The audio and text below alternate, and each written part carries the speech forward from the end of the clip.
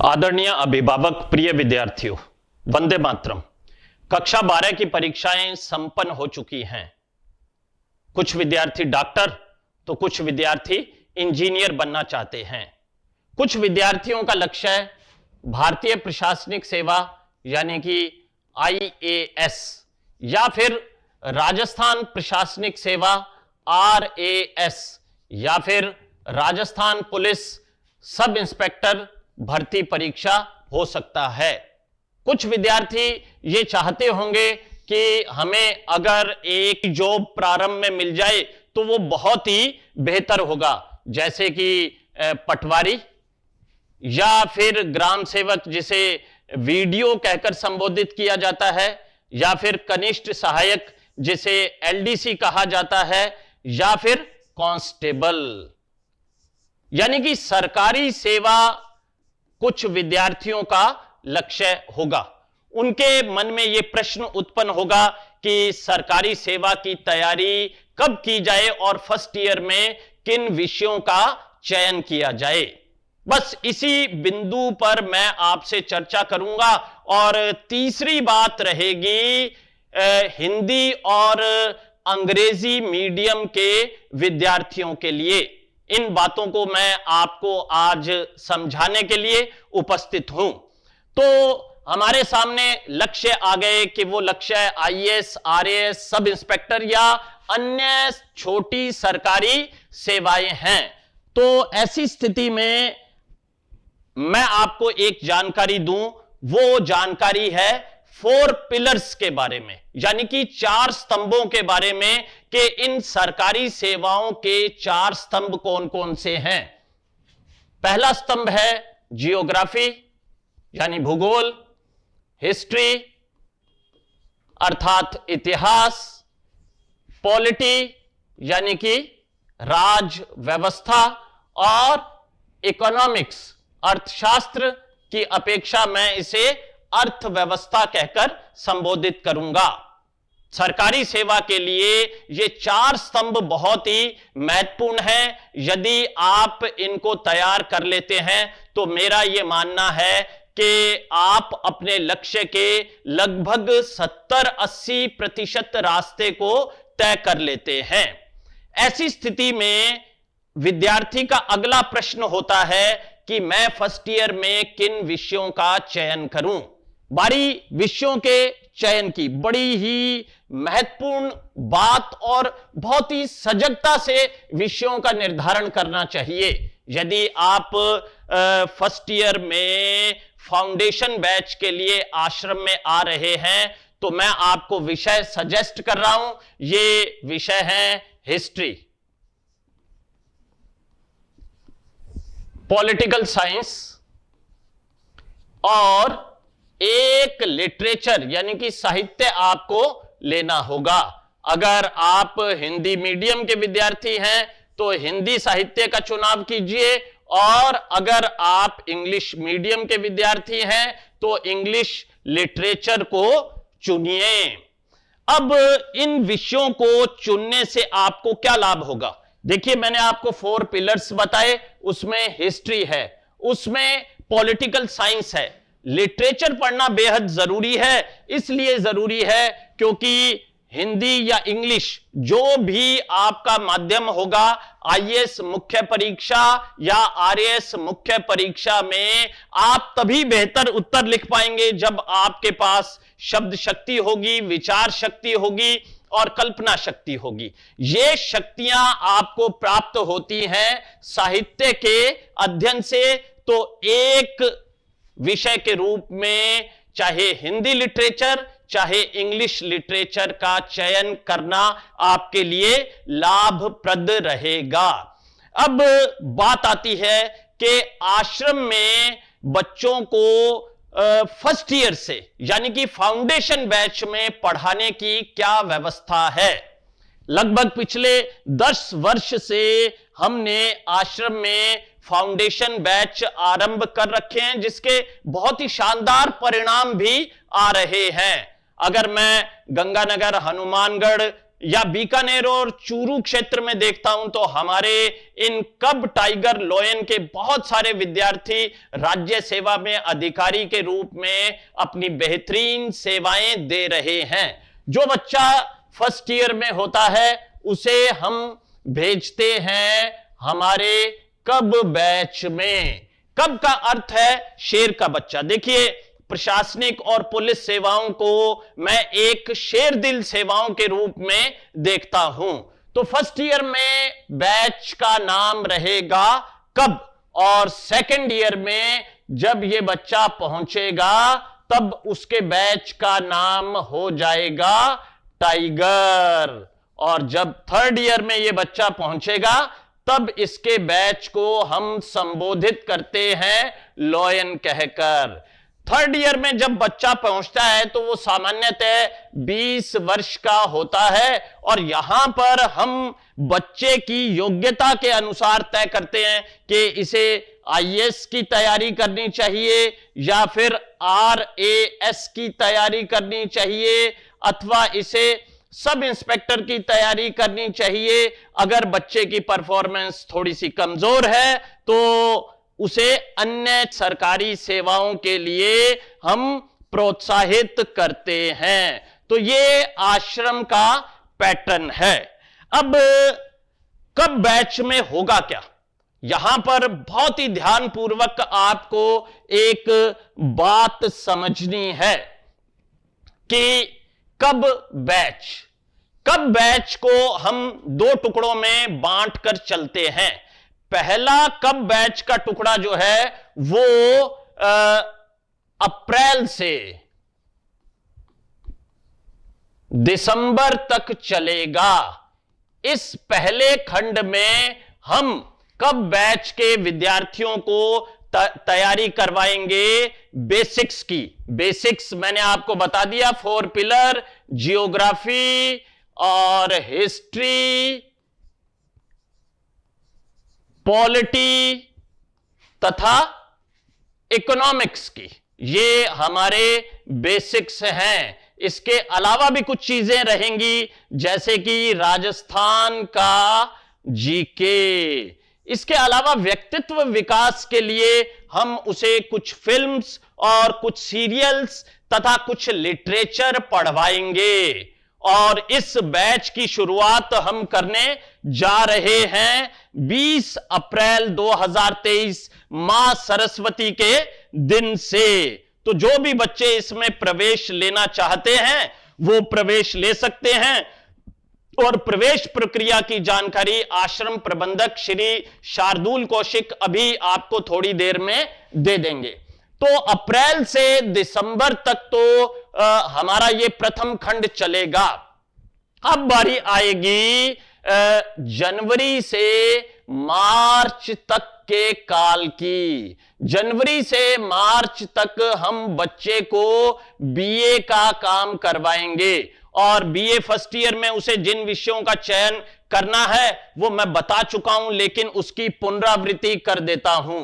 यह विषय है हिस्ट्री और पॉलिटिकल साइंस तथा एक लिटरेचर, चाहे वो लिटरेचर हिंदी हो या फिर इंग्लिश हो। अगर आप हिंदी माध्यम के विद्यार्थी हैं तो हिंदी लीजिए, और आप इंग्लिश मीडियम के स्टूडेंट्स हैं तो आप अंग्रेजी लिटरेचर का चयन कर सकते हैं।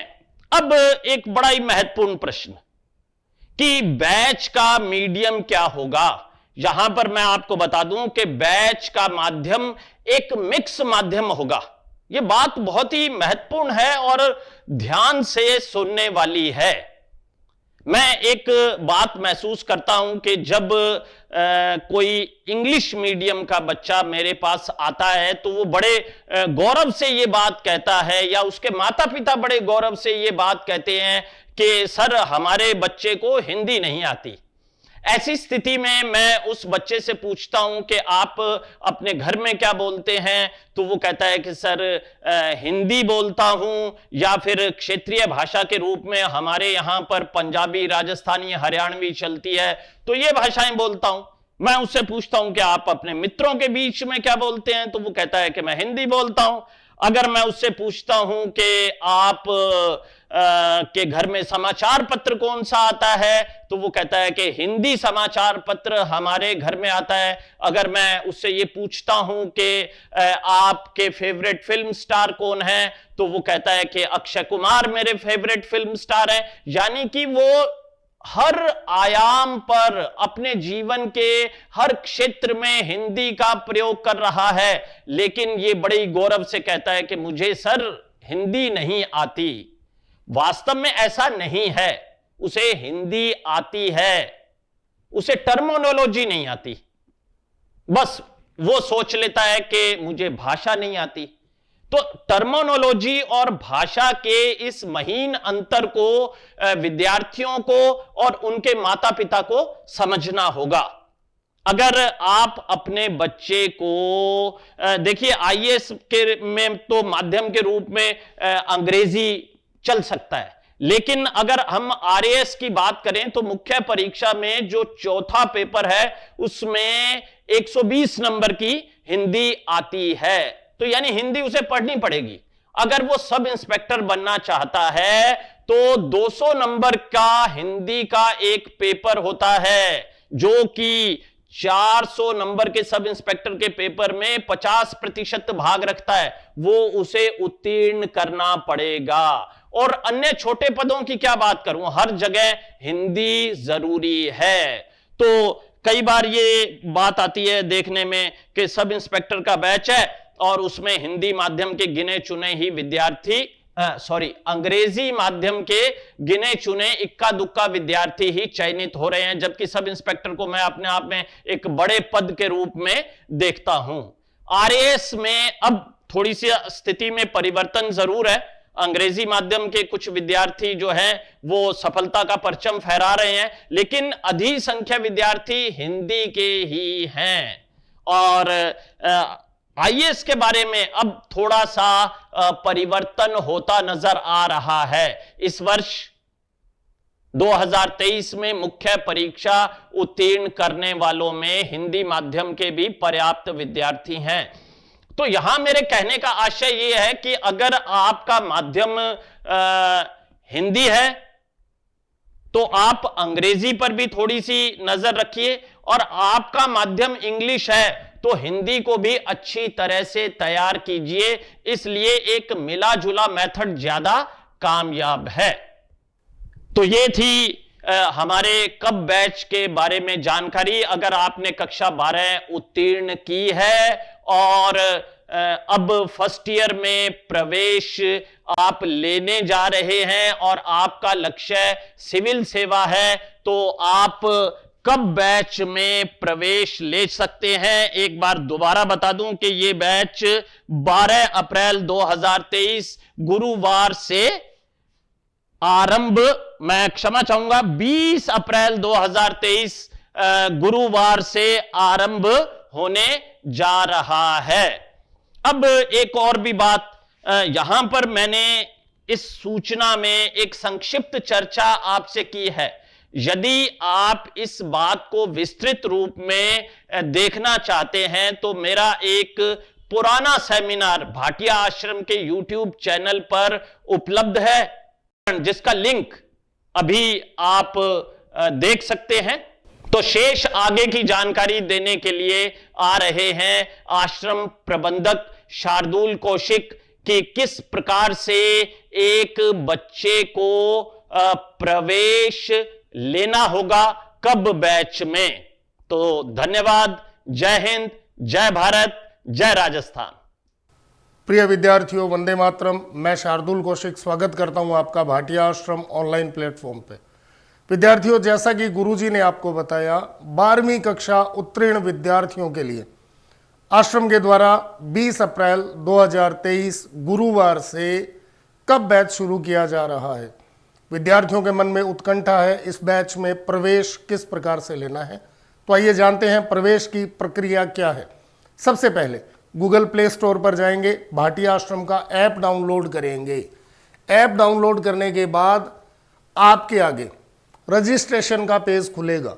विद्यार्थियों को रजिस्ट्रेशन के पेज में अपना नाम, email ID, mobile number, password आप खुद बना लेंगे अपना, और इसी पासवर्ड की पुनरावृत्ति करेंगे कंफर्म पासवर्ड में। उसके बाद आप टिक करेंगे I agree with the privacy policy पर, और आपके इस मोबाइल नंबर पर एक OTP आपको प्राप्त होगा, उसे यहां दर्ज कर देंगे। OTP दर्ज हो गया। अब हम करेंगे क्रिएट अकाउंट पर क्लिक, अर्थात हमने हमारी आईडी को रजिस्टर कर लिया है। इसके बाद बात करेंगे कोर्स को परचेज करने की। बैच का नाम है कब, CUB, कब बैच याद रखना है। कोर्स पर क्लिक करेंगे। जैसे ही हम कोर्स पर क्लिक करेंगे आपके आगे आश्रम के द्वारा संचालित सभी बैचेस की सूची आ जाएगी। लेकिन हमने बैच कौन सा परचेज करना है, कब बैच को परचेज करना है। अब कब बैच आपको मिलेगा, कब 2023 के नाम से, ध्यान रखिएगा, कब 2023 बैच में आपने प्रवेश लेना है। अब यहां भी एक प्रश्न है, वे विद्यार्थी जो सूरतगढ़ आकर भाटिया आश्रम में तैयारी करना चाहते हैं, उन विद्यार्थियों के लिए कब बैच उपलब्ध है, कब ऑफलाइन के नाम से, कब 2023 ऑफलाइन बैच। ऐसे विद्यार्थी जो किसी भी कारण से सूरतगढ़ आकर तैयारी करने में अक्षम हैं, वे विद्यार्थी कब 2023 ऑनलाइन बैच में अपना प्रवेश सुनिश्चित कर सकते हैं। जैसे ही आप कोर्स पे क्लिक करेंगे, पुनरावृत्ति कर रहा हूं इसी बात की, आप कोर्स पे क्लिक करेंगे, आपके आगे संपूर्ण कोर्सेज की सूची खुलेगी। आपने अपनी इच्छा अनुसार कब 2023 ऑनलाइन, कब 2023 ऑफलाइन, इन दोनों बैचेस में से अपने बैच का चुनाव करना है। फिर हम लोग बात करेंगे कार्यप्रणाली की।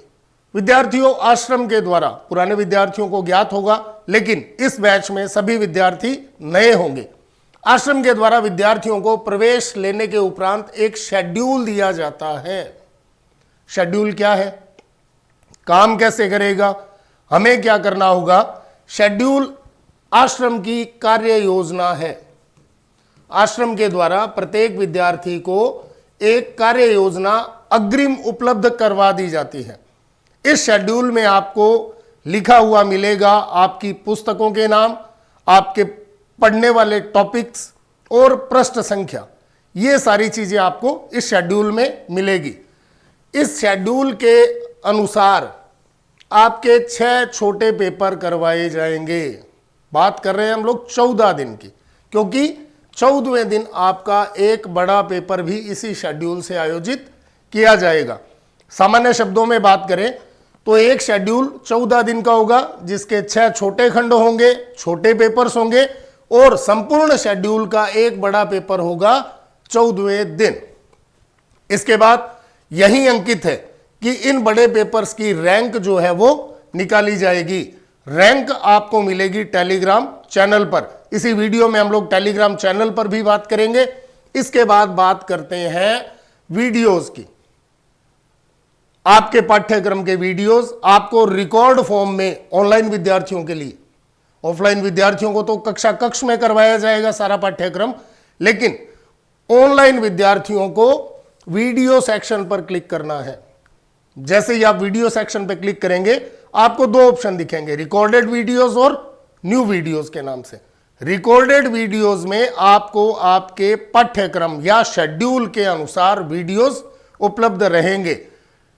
आदरणीय गुरुजी, आपके बैच प्रभारी, आपके विषय अध्यापक यदि मान लीजिए कोई विशेष बात आपसे करना चाहते हैं तो वह वीडियोस उपलब्ध रहेंगे आपको न्यू वीडियोस के सेक्शन में, जिसकी सूचना भी आपको टेलीग्राम चैनल पर उपलब्ध रहेगी। दोबारा देख लें, वीडियोस देखने के लिए आपको ऐप के वीडियो सेक्शन पर या वीडियो ऑप्शन पर क्लिक करना है। यहां आपको डेट वाइज और टॉपिक वाइज वीडियोस उपलब्ध हो जाएंगे। शेड्यूल को हमने भली भांति बांच लिया, वीडियोस को हमने देख लिया। अब समय आ गया हमारे शेड्यूल और देखे गए वीडियो के परीक्षण का, अर्थात हमने जो शेड्यूल पढ़ा है उसका पेपर किस प्रकार से होगा। तो ऐप के इसी पृष्ठ पर आएंगे, टेक टेस्ट पे क्लिक करेंगे।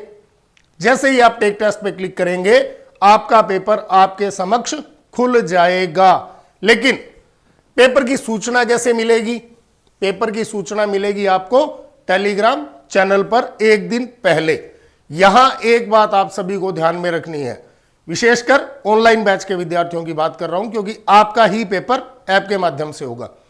अगर आप टेलीग्राम चैनल पर उपलब्ध या निर्धारित समय पर एंट्री नहीं करते हैं तो आपका परीक्षा परिणाम रैंक सूची में नहीं आएगा। तो यहां मेरा निवेदन रहेगा आप सभी विद्यार्थियों से, आप निर्धारित समय पर पेपर में एंट्री करें, ताकि आपको पता लगे कि आपने बीते 14 दिन में जो अध्ययन किया है वह किस रैंक तक आपको लेकर जा रहा है और आप उत्साहित रहें अगले पेपर के लिए। फिर हम लोग बात करेंगे परिणाम की। वीडियोस देखें, शेड्यूल को पढ़ा, पेपर दिया, अब मन में एक उत्कंठा रहेगी, जिज्ञासा रहेगी कि हमारा परिणाम कैसा रहा, हमने क्या परफॉर्म किया। तो परिणाम आपको टेलीग्राम चैनल के ऊपर पेपर से 24 घंटे के बाद उपलब्ध हो जाएगा। परिणाम आश्रम के मुख्य टेलीग्राम चैनल पर भी रहेगा और आपके बैच का जो टेलीग्राम चैनल है उस पर भी रहेगा। अब विद्यार्थी कहेंगे कि आपने 5 से 6 बार टेलीग्राम चैनल का उल्लेख कर दिया, लेकिन टेलीग्राम चैनल मिलेगा कहां पर? तो विद्यार्थियों यहां ध्यान देना है कि ऐप के ऊपर बिल्कुल साइड में 3 मेन्यू बार्स हैं। मैं एक बार आपको दोबारा वही पेज दिखा देता हूं। ये यहां 3 मेन्यू बार बने हुए मिलेंगे। ये जो 3 मेन्यू बार है, जैसे ही आप इन पर क्लिक करेंगे आपके आगे एक ऑप्शन लिस्ट खुल जाएगी। उसमें बिल्कुल लास्ट में हेल्प का एक ऑप्शन होगा।